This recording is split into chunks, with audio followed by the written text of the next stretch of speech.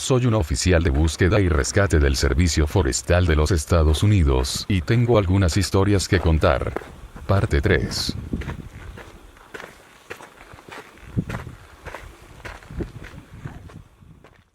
Bueno, una vez más, ustedes me han impresionado con su asombrosa cantidad de respuestas a mis historias. Por desgracia, no tengo forma de responder sus preguntas de manera individual, así que me limitaré a contestar las preguntas más frecuentes que ustedes me han hecho, y luego pasaré a las historias. Escribiré tantas como me sea posible, también incluiré las historias de mis amigos. Pero lamentablemente me veo en la necesidad de decir que es probable que no vuelva a actualizar por un tiempo hasta que haya respondido algunas preguntas de mis superiores. Muy bien, aquí van las respuestas a las preguntas más frecuentes que ustedes me han hecho. Desafortunadamente, no me siento cómodo con la idea de revelarles en dónde trabajo o cómo me llamo. De hecho, muchas de las cosas de las que les he hablado aquí podrían provocarme bastantes problemas o incluso ser despedido, por lo que prefiero seguir en el anonimato. Solo diré que trabajo en los Estados Unidos y que actualmente estoy en una zona boscosa bastante enorme y llena de vida silvestre. Les hablo de una zona compuesta de millas y millas de bosque, junto con cadenas montañosas y algunos lagos. Todavía hay un gran interés en las escaleras, y afortunadamente para todos ustedes, mi amigo tiene una historia relacionada a ellas, en la que creo que todos estarán muy interesados. La abordaré más al final de esta actualización. En cuanto a si alguna vez pensé en preguntarle a mis superiores sobre ellas, sí, lo he pensado, pero como dije anteriormente, no lo he hecho porque no quiero arriesgar mi empleo. Sin embargo, uno de mis superiores anteriores ya no trabaja como oficial, y es posible que esté dispuesto a hablar conmigo al respecto. Hablaré con él más adelante en la semana y les contaré a todos lo que ocurrió. En cuanto a los consejos para convertirse en un oficial del SAR, creo que el mejor consejo que puedo dar es contactar a la oficina local de servicio forestal y ver si ofrecen cursos de capacitación, o cuáles son sus calificaciones. He estado haciendo esto durante años, y comencé como voluntario ayudando en operaciones de rescate. Es un gran trabajo, a pesar de las situaciones trágicas ocasionales, y no hay nada más en lo que me gustaría trabajar. En fin, aquí las historias. Trabajé en este caso inmediatamente después de completar mi entrenamiento. Aunque en aquel entonces, yo todavía era muy nuevo en todo esto. Antes de tomar este trabajo, yo era un voluntario, por lo que ya tenía una idea básica de qué esperarme en este empleo. Sin embargo, en aquel entonces la mayoría de las llamadas que atendía se relacionaban a gente desaparecida. Y muchas de ellas se daban cuando los veteranos habían hallado rastros de ellas. Como oficial del SAR, debes atender todo tipo de casos bastante feos. Desde personas mordidas o atacadas por animales, hasta gente que ha sufrido de ataques cardíacos. Recibimos este caso a primera hora de la mañana. Nos había llamado una pareja de jóvenes en uno de los senderos cercanos al lago. El esposo estuvo bastante histérico en toda la llamada, y no pudimos entender con claridad qué era lo que había pasado. Pudimos escuchar a su esposa gritando al fondo, rogándonos porque viniéramos de inmediato. Cuando llegamos allí, lo vimos abrazando a su esposa, y ella tenía algo en sus brazos. La mujer gritaba de forma horrible, casi como un animal, y estaba llorando. El chico nos vio y nos gritó que lo ayudáramos, pidiendo que trajéramos una ambulancia. Ahora, obviamente, no es posible conducir o llevar una ambulancia hasta allá arriba, por lo que le preguntamos si su esposa estaba herida o si podía caminar por cuenta propia. El hombre todavía estaba histérico, pero se las arregló para decirnos que no era su esposa la que necesitaba ayuda. Me acerqué a la escena y uno de los oficiales veteranos también se acercó a tratar de consolar al hombre. En cambio, yo me acerqué a la esposa para preguntarle qué era lo que había pasado. Ella se balanceó, aún sosteniendo algo en sus brazos y gritando y gritando. Me agaché y vi que lo que fuera que estuviera cargando, la estaba manchando de sangre. Ahí fue cuando noté que ella traía puesta un cabestrillo para bebés, y mi corazón se estrujó. Le pedí que me dijera qué era lo que había pasado y abrí su brazo para ver mejor qué estaba cargando. Era su bebé, obviamente muerto. El pequeño tenía aplastada una parte de su cabeza, y su pequeño cuerpo estaba cubierto de arañazos. Ahora, he visto cadáveres antes, pero realmente esta situación sí me afectó bastante. Tuve que tomarme un segundo para calmarme, me levanté y fui a buscar a uno de los otros oficiales veteranos. Le expliqué que se trataba de un bebé muerto. Él me dio un par de pequeños golpecitos a mi hombro y me dijo que no me preocupara, que él se encargaría del caso. Nos llevó más de una hora lograr que esta mujer nos dejara ver a su hijo. Cada vez que tratábamos de quitárselo, ella se daba vuelta y nos decía que no podíamos llevárnoslo, que él estaría bien si la dejábamos en paz y que estaba segura de que el bebé se recuperaría, que solamente debíamos dejarla ayudarlo. Pero eventualmente, uno de los veteranos logró calmarla, y ella nos dio el cuerpo. Llevamos al bebé al área de emergencias, pero cuando aparecieron los EMTs, nos explicaron que nunca hubo esperanza alguna de salvar al pequeño. Había muerto instantáneamente por el trauma en su cabeza. Fui buen amigo de una de las enfermeras, y ella atendió al niño y a los padres en el hospital, y ella me contó luego qué era lo que había pasado. Resulta que la pareja había estado caminando con el bebé en el cabestrillo, y se detuvieron porque el niño estaba inquieto. El padre sacó al niño del cabestrillo y lo abrazó, estando parado cerca de un pequeño barranco que hay en el camino. La madre se acercó para estar junto a su esposo, pero sin saberlo, caminó sobre un trozo de tierra húmeda y se resbaló.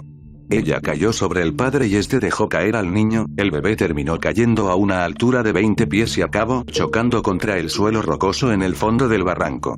El padre bajó y recuperó al niño, pero el bebé cayó de cabeza, por lo que ya estaba muerto cuando el papá llegó. El bebé tenía solo unos 15 meses de edad. Fue un accidente totalmente extraño, una serie de eventos que se unieron en el peor resultado posible. Esta ha sido probablemente una de las llamadas más horribles en las que he estado. Realmente, en todo mi tiempo trabajando como oficial del SAR, no he tenido muchos casos relacionados a ataques o mordidas de animales. Principalmente debido a que no hay muchos animales salvajes en el área. Si bien hay osos en la zona, estos tienden a permanecer bastante lejos de la gente, y los avistamientos son muy poco comunes. La mayoría de los animales que uno ve son mamíferos pequeños, como coyotes, zorros y mofetas. Sin embargo, los animales que sí vemos con mucha frecuencia, son alces. Y déjenme decirles que por más animalista que yo sea, los alces son animales totalmente desagradables. Ellos persiguen todo lo que se mueva y por cualquier motivo. Y ojalá Dios se apiade de ti si es que te metes con una hembra y su cría. Una de las llamadas más chistosas en las que he estado, ha sido una de un hombre que fue perseguido por un alce macho totalmente musculoso, y que acabó acorralado en un árbol. Nos tomó casi una hora bajarlo, y cuando finalmente tocó tierra firme otra vez, él me miró y me dijo: Carajo, eso estuvo cerca. Esa cosa era enorme. No es realmente una historia escalofriante, pero aún me río de ese incidente. Honestamente, no sé cómo fue que me olvidé de esta historia, pero ha sido lo más terrorífico que me ha sucedido hasta ahora, al punto que he tratado de olvidarme de ella a como sea posible.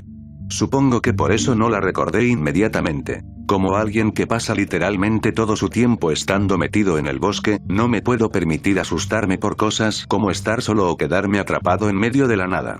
Es por ese motivo que cuando uno tiene una experiencia como esta, uno trata de olvidarse de ella y de seguir adelante. Esto ha sido, hasta la fecha, el único incidente que realmente me hizo cuestionarme si este trabajo era el indicado para mí.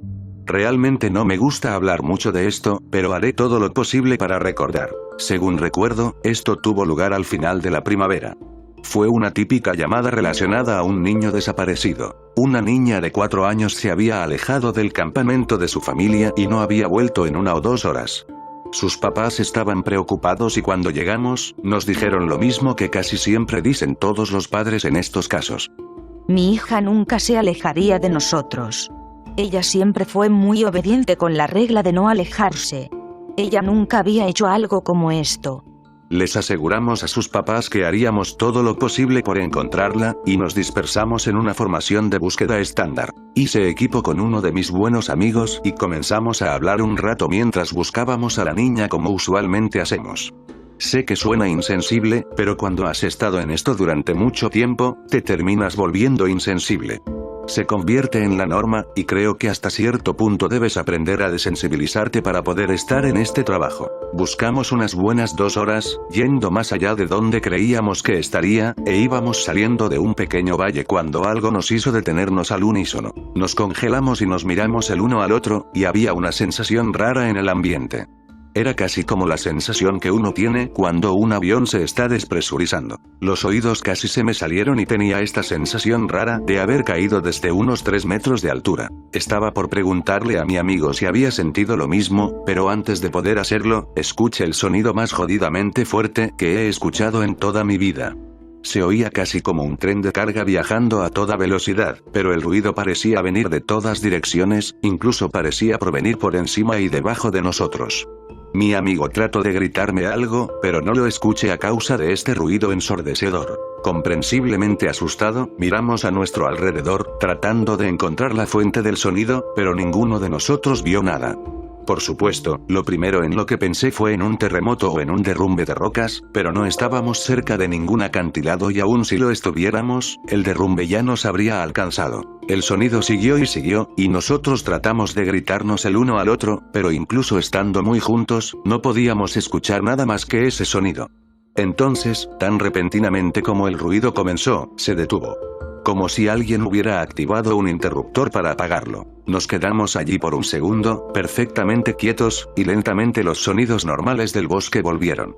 Él me preguntó qué carajos acababa de pasar, pero me encogí de hombros y nos quedamos mirándonos durante un minuto. Me conecté a la radio y les pregunté a mis compañeros si también habían escuchado el maldito fin del mundo, pero todos me respondieron que no habían escuchado nada, a pesar de que todos estábamos a una distancia de gritos el uno del otro. Mi amigo y yo simplemente nos encogimos de hombros y seguimos adelante.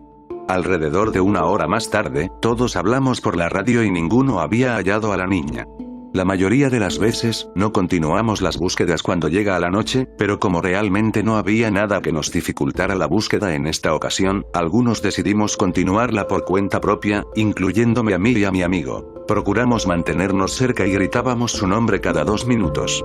En este punto, yo realmente esperaba que la pudiéramos encontrar, porque si bien no me agradan los niños, la idea de que estén solos en la oscuridad a merced de peligros de la naturaleza es horrible. Para los niños, el bosque puede ser algo agradable y tranquilo a la luz del día, pero de noche, bueno, se vuelve una bestia completamente diferente. Pero por desgracia no encontramos rastro de ella, y cuando llegó la medianoche, decidimos dar media vuelta y regresar al punto de encuentro. Estábamos a mitad del camino cuando mi amigo se detuvo y dirigió la luz de su linterna a nuestra derecha, en un montículo de árboles muertos bastante denso. Le pregunté si había escuchado algo, pero él solo me dijo que me callara un segundo y que escuchara. Lo hice, y en la distancia, podía escuchar claramente el llanto de una niña. Ambos llamamos a la niña por su nombre, y tratamos de escuchar cualquier respuesta suya, pero el llanto se oía bastante débil. Nos dirigimos en la dirección de este montículo de árboles muertos y lo rodeamos, llamándola una y otra vez. A medida que nos acercábamos al llanto, empecé a sentir una extraña sensación en el estómago y le dije a mi amigo que algo no estaba bien. Él me dijo que también sentía lo mismo, pero que no podía identificar qué era lo que le perturbaba tanto. Nos detuvimos en donde estábamos y llamamos a la niña por su nombre otra vez. Y al mismo tiempo, ambos descubrimos que era lo que no estaba bien. El llanto estaba en un bucle. Era el mismo pequeño sollozo, luego el mismo gemido, luego el mismo pequeño hipo, repetido una y otra vez. Era exactamente lo mismo una y otra vez, entonces mi amigo y yo finalmente, sin decir ni una sola palabra, decidimos largarnos de allí. Esta ha sido la única vez que he perdido la compostura de esa manera, pero puedo asegurarles que realmente había algo extraño ocurriendo allí, y ninguno de los dos quería quedarse para averiguarlo. Cuando volvimos a la estación, preguntamos si alguien más había oído algo extraño, pero nadie más sabía de lo que estábamos hablando. Sé que suena como algo estúpido, pero este caso realmente me aterrorizó por mucho tiempo. En cuanto a la niña, nunca encontramos ni un solo rastro de ella. Hasta el día de hoy seguimos buscándola, a ella y a todas las personas que no hemos encontrado, pero francamente dudo que alguna vez la hallemos. De todas las llamadas relacionadas a personas desaparecidas que he recibido, solo un puñado han resultado en una desaparición completa, con esto me refiero a que no encontramos ni cuerpo ni rastros de la persona. Aunque a veces, encontrar un cuerpo solo lleva a más preguntas que respuestas.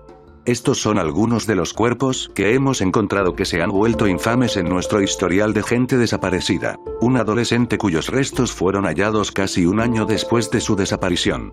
Encontramos la parte superior de su cráneo, 2 huesos de sus dedos y su cámara a casi 40 millas de donde fue visto por última vez.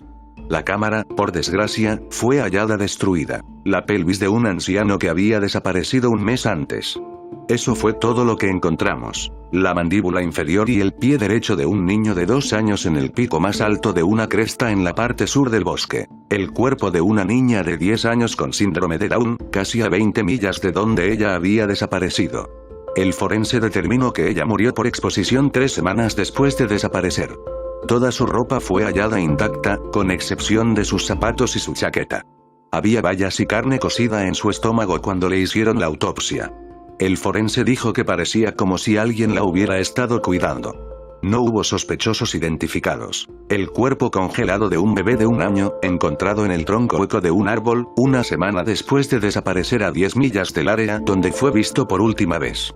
Le encontraron leche fresca en el estómago, pero su lengua había desaparecido. Una vértebra y una rótula derecha de una niña de 3 años, ambas encontradas en la nieve a casi 20 millas del campamento en el que su familia había estado el verano anterior. Ahora voy a relatarles un par de historias que mi amigo me contó. Le mencioné que todos ustedes estaban interesados en las escaleras, y tienen suerte. Ha tenido un encuentro más cercano con ellas. Aunque él tampoco tiene ninguna explicación para ellas, sí tiene un poco más de experiencia con ellas que yo.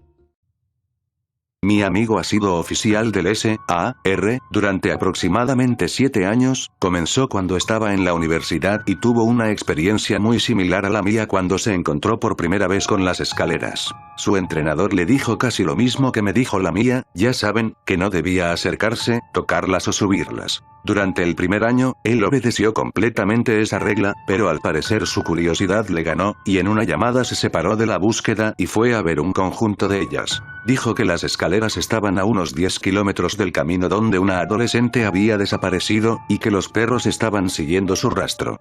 Estaba solo, quedándose atrás del grupo principal, cuando vio una serie de escaleras a su izquierda. Parecían ser de una casa nueva, porque la alfombra en ellas era prístina y blanca. Dijo que a medida que se acercó a ellas, no sintió nada extraño en el ambiente ni escuchó ruidos raros. Él esperaba que algo raro le sucediera, como que le empezaran a sangrar los oídos o que tuviera un colapso, pero se puso justo al lado de ellas y no sintió nada. Sin embargo, me dijo que lo único extraño que le pareció, fue que no había absolutamente nada en las escaleras.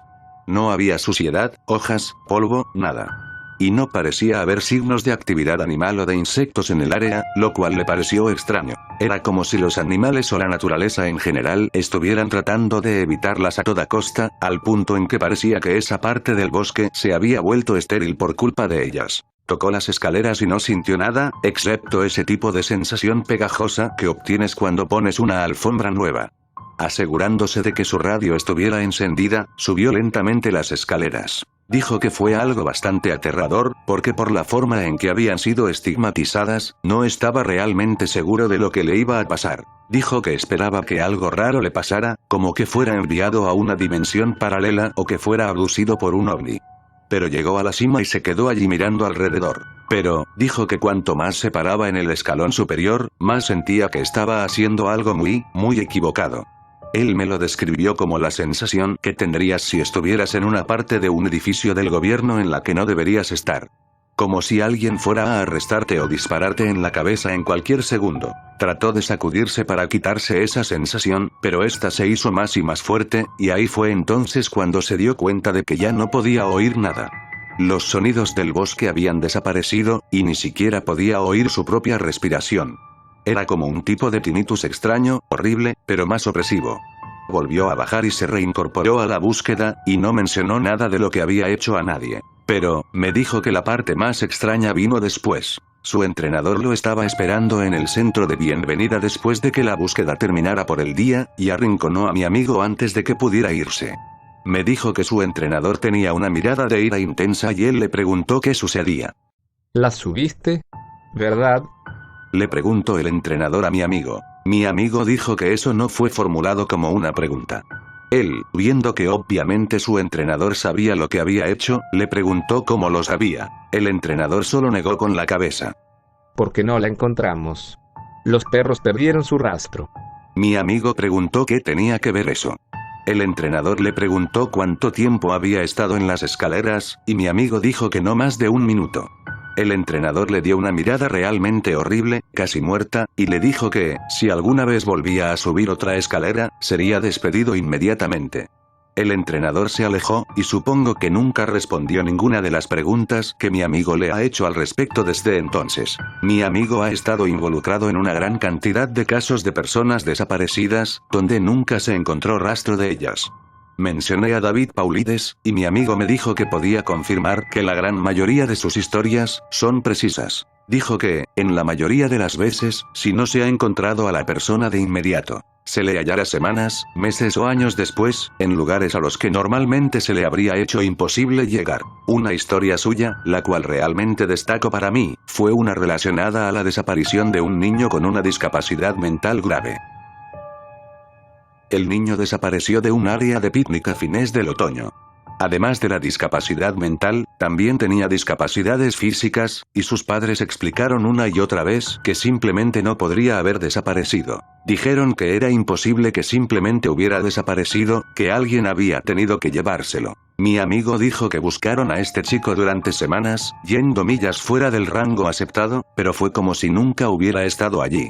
Los perros no pudieron percibir su olor en ninguna parte, ni siquiera en el área de picnic donde aparentemente había desaparecido. La sospecha recayó sobre los padres, pero quedó bastante claro que ellos estaban devastados por lo sucedido y que no le habían hecho nada siniestro a su hijo. La búsqueda concluyó aproximadamente un mes más tarde, y mi amigo dijo que todo el mundo prácticamente olvidó el incidente más adelante en el invierno. Ya en invierno, mi amigo estaba en una sesión de entrenamiento, en uno de los picos más altos de la zona, cuando se topó con algo en la nieve. Dijo que lo había visto desde muy lejos al principio, y que cuando se acercó, se dio cuenta de que era una camiseta, congelada y cubierta de nieve. Él la reconoció como perteneciente al niño, porque tenía un patrón distintivo. A unos 20 metros de distancia, encontró el cuerpo del niño, medio enterrado en la nieve. Mi amigo dijo que no había forma de que el niño hubiera estado muerto por más de unos pocos días, a pesar de que había estado desaparecido durante casi 3 meses. El niño estaba acurrucado alrededor de algo, y cuando mi amigo movió la nieve para ver de qué se trataba, dijo que casi no podía creer lo que estaba viendo. Era un gran pedazo de hielo, que había sido tallado toscamente para parecerse a una persona. El chico lo sostenía con tanta fuerza, que le había congelado el pecho y las manos. Mi amigo pudo notarlo incluso con la descomposición que había tenido lugar. Llamó por radio al resto de sus compañeros, y sacaron el cuerpo de la montaña. Ahora, la última parte él me la resumió, y yo haré lo mismo para ustedes. No hay forma alguna en la que este chico hubiera logrado sobrevivir solo en la naturaleza durante casi 3 meses, o haber llegado a un pico de esa altura. Tampoco hay forma física en la que él hubiera podido caminar casi 50 millas y acabado en una maldita perra montaña. Para colmo, no se encontró nada en el estómago o colon del niño. Nada, ni siquiera agua. Como dijo mi amigo, es casi como si el niño hubiera sido sacado de la faz de la tierra, puesto en animación suspendida, y dejado en esa montaña meses después, solo para morir de hipotermia. Hasta el día de hoy, mi amigo aún no ha olvidado este incidente. La última historia que compartiré de él fue una que tuvo lugar hace relativamente poco tiempo, solo hace unos meses. Mi amigo estaba haciendo una caminata de reconocimiento para buscar leones de montaña, como pumas, esto debido a que los informes de avistamientos habían aumentado en los últimos días. Uno de nuestros trabajos como oficiales del SAR es explorar las áreas donde se han visto a estos animales, para que, si se encuentran en la zona, podamos advertirles a las personas y cerrar esos senderos. Mi amigo estaba solo, en una parte muy boscosa del parque. Ya estaba anocheciendo, cuando de repente, escucho lo que parecía ser una mujer gritando a una distancia lejana. Ahora, un dato interesante que quizás algunos de ustedes sabrán, es que los gritos de un puma se escuchan casi similar a los gritos de una mujer siendo brutalmente asesinada. Sí, es algo perturbador, pero no es nada extraño. Mi amigo llamó a sus compañeros a través de la radio y les informó que había escuchado a uno, y que caminaría un rato más por allí para ver si podía averiguar en dónde comenzaba su territorio. Escuchó al puma gritar un par de veces más, siempre desde el mismo lugar, y determinó el área aproximada del territorio del felino. Él estaba a punto de regresar cuando oyó otro grito, esta vez a solo unos metros de él. Por supuesto, él se asustó y comenzó a caminar a un ritmo mucho más rápido, porque lo último que una persona quiere es encontrarse con un maldito puma y morir devorado. Cuando finalmente llegó a uno de los caminos principales y comenzó a regresar a la base, los gritos lo siguieron, y él comenzó a correr. Cuando estaba a 1 milla de distancia de la base de operaciones, los gritos cesaron, y se volteó para ver si lo estaban siguiendo. Ya era casi de noche en este punto, pero me dijo que, a lo lejos, justo antes de que el camino doblara una esquina, pudo ver lo que parecía ser una figura masculina. Mi amigo, aún asustado, le trató de hablar a la figura, advirtiéndole que los caminos estaban cerrados, y que necesitaba regresar al centro de bienvenida. La figura solo se quedó allí, y mi amigo comenzó a caminar. Cuando estaba a unos 10 metros de distancia, la figura dio, según lo que él me describió, un paso increíblemente largo hacia él y dejó escapar el mismo grito que mi amigo había estado escuchando. Mi amigo ni siquiera dijo nada, se giró y corrió de vuelta al centro de operaciones, sin mirar atrás. Cuando finalmente regresó, los gritos volvieron al bosque. Él no le mencionó esto a nadie más, lo único que les dijo a sus compañeros fue que había un puma en el área y que tendrían que cerrar esos caminos hasta que el animal pudiera ser localizado y enviado a una reserva ecológica. Voy a terminar esta entrada aquí, ya que nuevamente se ha convertido en una enorme pared de texto. Voy a ir a una operación de capacitación anual mañana por la mañana, así que me iré hasta la próxima semana. Me reuniré con muchos antiguos entrenadores y amigos que trabajan en otras áreas del parque, y preguntaré por todas las historias que quieran compartir. Estoy tan feliz de que ustedes hayan estado interesados en mis historias, y una vez que haya regresado de esta operación, continuaré compartiéndolas.